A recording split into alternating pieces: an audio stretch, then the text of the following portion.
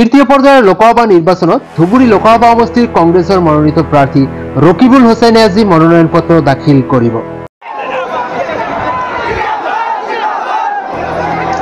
সেই উদ্দেশ্যেৰে ধুবুৰী ঝগড়াপাৰ ষ্টেডিয়ামত এখন ৰাজহুৱা সভা অনুষ্ঠিত হয়। সভাত উপস্থিত থাকে ৰাষ্ট্ৰীয় কংগ্ৰেছৰ নেতা জিতেন্দ্ৰ সিং, প্ৰদেশ কংগ্ৰেছৰ সভাপতি ভূপেন বৰা, প্ৰদ্যুৎ বৰদলৈ, লগতে কেইবাগৰাকীও বিধায়ক সহ কংগ্ৰেছৰ উচ্চ পদস্থ নেতাসকলে। সভাখনত লক্ষাধিক লোকৰ উপস্থিতিত জনসমুদ্ৰত পৰিণত হৈ যায় ষ্টেডিয়ামখন। আমাৰ ক্যান্ডিডেট ৰকম জন্য বিপুল বিৰোধ জয় কৰি বিজেপি অসমৰ পৰা চিনে বিদায় দিম আৰু বদৰৰ দিনাখন যাওঁ বিজেপি ৰেজনি কৰি সুবিধাৰ কাৰণে বন্ধ কৰিম বুলি আশা ৰাখি মই বক্তব্য দিছোঁ। সভাৰ শেষত ধুবুৰী জিলা আয়ুক্তৰ কাৰ্যালয়ত দাখিল কৰিব মনোনয়ন পত্ৰ। লগতে প্ৰায় অৰ্ধ সহস্ৰাধিক সমৰ্থকেৰে ৰোড শ্ব' কৰি নিজৰ শক্তি প্ৰদৰ্শন কৰিব। নিউজ ডেস্ক ৰিপৰ্ট তামাম মিডিয়া।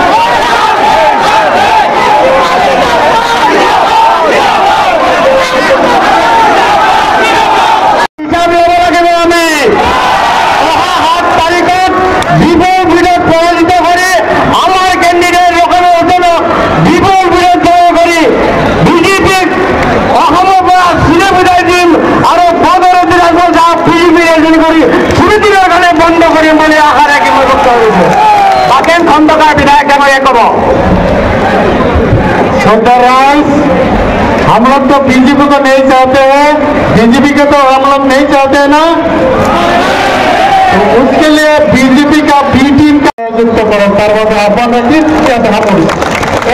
हमारे दिन बोला